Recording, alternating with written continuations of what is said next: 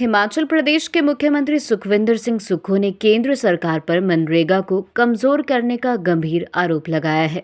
इंदौरा उत्सव के दौरान आयोजित विशाल जनसभा को संबोधित करते हुए मुख्यमंत्री ने कहा कि मनरेगा गांव गरीब और मजदूर वर्ग के लिए जीवन रेखा है और इसे कमजोर करना सीधे तौर पर गरीबों से उनका रोजगार छीनने जैसा है।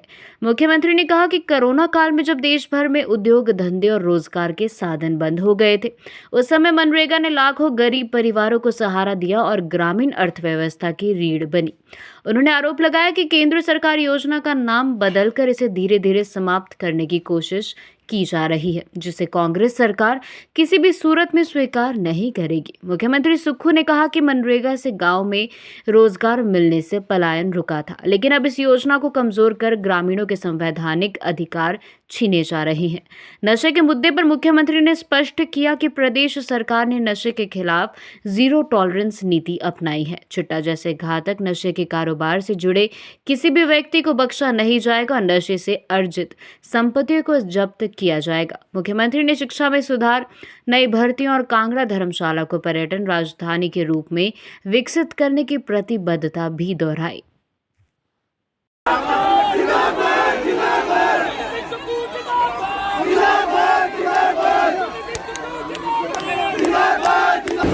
शौर्य का प्रतीक गुर्ज भेंट कर सम्मानित किया जा रहा है, अभिनंदन किया जा रहा है।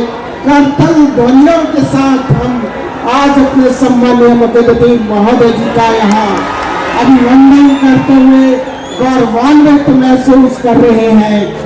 हमारा माननीय विधायक महोदय जी से सम्मानीय एग्रीकल्चर मिनिस्टर प्रोफेसर चौधरी चंद्र कुमार जी को हमारा निवेदन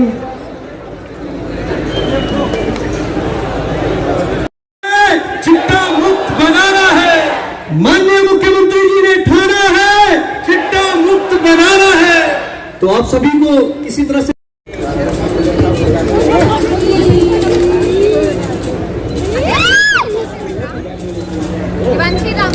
कैसे हो?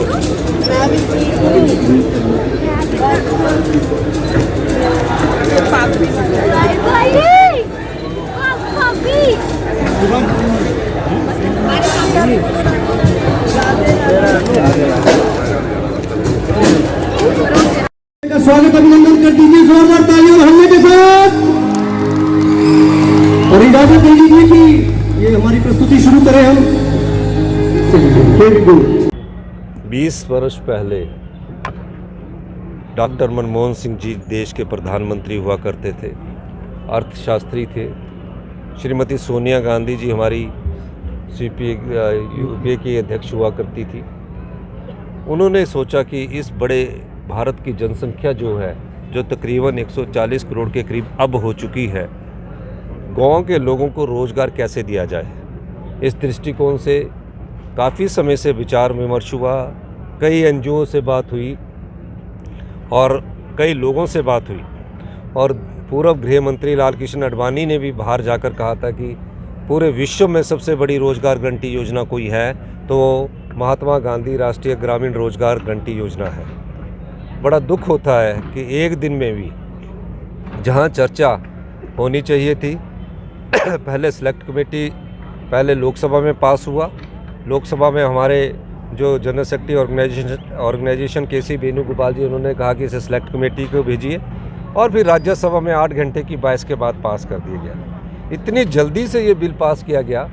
मैं जानना चाहता हूँ कि महात्मा गांधी जी के नाम से जो गारंटी योजना शुरू की गई है, उस रोजगार गारंटी योजना के तहत 100 दिन का रोज़गार मिलता था। कोरोना के समय जब रोज़गार बंद हो गए थे, उस समय लोगों ने मनरेगा के तहत महात्मा गांधी राष्ट्रीय ग्रामीण रोज़गार गारंटी योजना के तहत उनको रोज़गार मिला, और कई लोगों के घर में उस समय जब खाने के लिए सामान नहीं होता था, मनरेगा के द्वारा घर में खाने का सामान भी महिलाओं को और लोगों को मिला। आज दृष्टिकोण क्या हो गया है? फटाफट बिल पास कीजिए। अब जो बिल की परिभाषा लिखी गई है उस पर सोचने की बात है कि हम ऐसे एसेट्स बनाएंगे। बिल्डिंग के लिए ये योजना नहीं थी, कोई ये रोज़गार योजना थी कि जब अगर रोज़गार नहीं मिलेगा तो हम उनको एम्प्लॉयमेंट अनाउंस देंगे, एम्प्लॉयमेंट के रूप में अनाउंस देंगे। इस योजना को बंद करना बहुत दुख की बात है। हिमाचल प्रदेश में मनरेगा के तहत कई घरों के दिए जलते थे, इस योजना को बंद करके उन्होंने हिमाचल प्रदेश के साथ भी अन्याय किया। देखिए, मैंने आज आपको कहा है कि जो चिट्टा है वो पंजाब के बॉर्डर के साथ इंदौरा के जो गांव हैं उसमें माननीय मलिंदर राजन जी ने पिछले साल मुझे उसके बारे में जानकारी दी थी। और मैं आज आपको कहना चाहता हूं कि उन लोगों के जिन्होंने संपत्ति इस चिट्टे से कमाई है, उनकी संपत्ति को नष्ट कर दिया जाएगा। उनके सभी सप्लायर को आखिर एंड टू एंड में ले जाकर ख़त्म करने की हमारी सरकार का प्रयास है। और हमने इसमें ठाना है कि हिमाचल में वैसे चिट्टा इतना ज़्यादा नहीं, लेकिन जागरूक करने का दायित्व तो हमारा ज़्यादा है।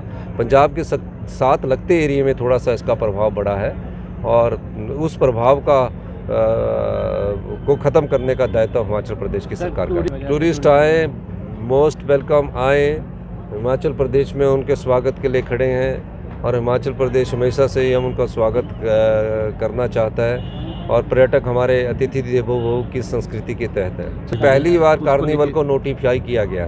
क्यों किया गया? क्योंकि हमने धर्मशाला को tourism capital of the state बनाया है। अब 24 से 31 तक हर दिन कार्निवल होगा और अभी तो क्योंकि फर्स्ट ईयर है, अगले साल उसमें और महत्वपूर्ण सुधार होगा। और निश्चित तौर पर मैं कह सकता हूँ कि धर्मशाला में टूरिस्ट आएंगे, हमारे कांगड़ा जिला में टूरिस्ट आएंगे, निश्चित तौर पर उसका फ़ायदा इन लोगों को होगा।